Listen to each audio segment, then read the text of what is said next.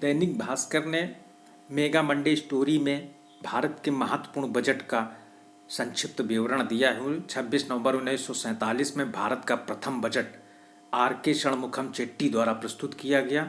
आज़ादी के 3 महीने के अंदर बजट पेश करने का फैसला अपने आप में ही ऐतिहासिक था। देश को एकजुट करने और बंटवारे के बाद आए शरणार्थियों को बसाने के लिए इसमें प्रावधान किया गया।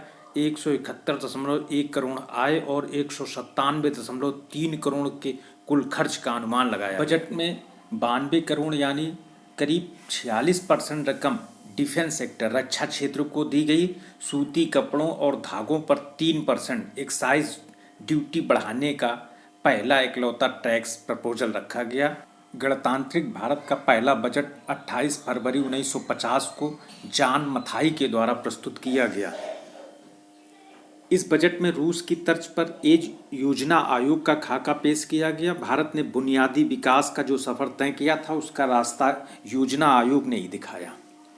इस बजट में इनकम टैक्स की दरें 30% से घटाकर 25% कर दी गईं।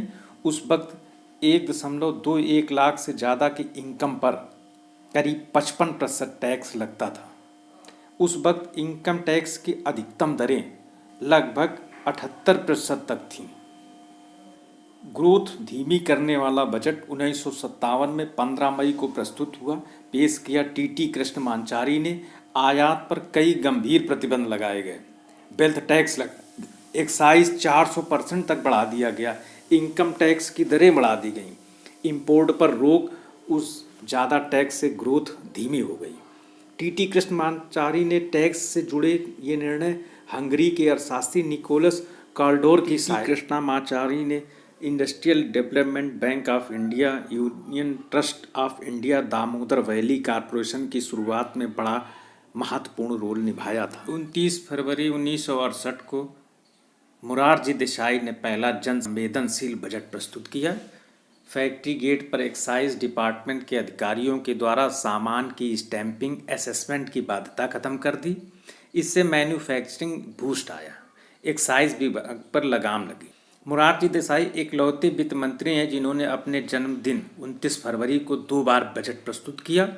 मोरारजी देसाई ने कुल 10 बार बजट प्रस्तुत किया, जो एक रिकॉर्ड। इनकम टैक्स भरने वाले पति पत्नी को इस बजट में छूट दी गई थी।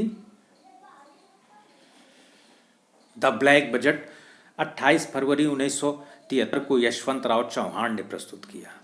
इसमें जनरल इंश्योरेंस कंपनियों, इंडियन कॉपर कॉरपोरेशन, कोयले की खदानों का राष्ट्रीयकरण किया गया।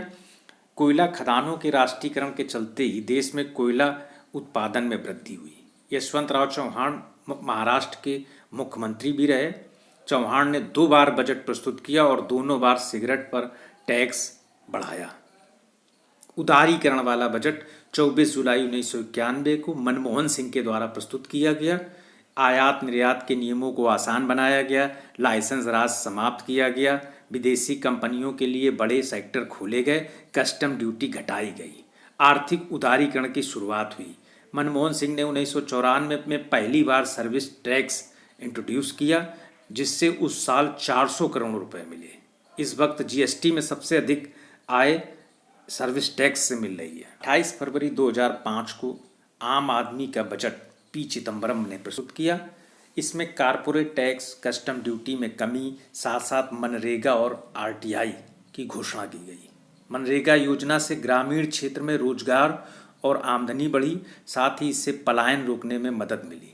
पी चिदम्बरम ने 9 बार बजट प्रस्तुत किया। सबसे ज़्यादा बजट पेश करने में वो दूसरे वित्त मंत्री हैं। पी चिदम्बरम हार्वर्ड यूनिवर्सिटी के MBA। फरवरी 2018 को अरुण जेटली ने बजट प्रस्तुत किया। जुलाई 2017 में जीएसटी लागू किया। तमाम स्लैब और अप्रत्यक्ष करों को हटाने से स्पष्टता आ गई।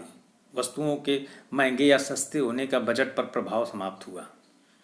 मई 2014 में मोदी सरकार के बनने के बाद अरुण जेटली ने बतौर वित्त मंत्री मोदी सरकार का पहला बजट प्रस्तुत किया। बजट में 100 स्मार्ट सिटी बनाने, 24 घंटे बिजली, हाईवे, रोड कंस्ट्रक्शन के बड़े ऐलान किए गए।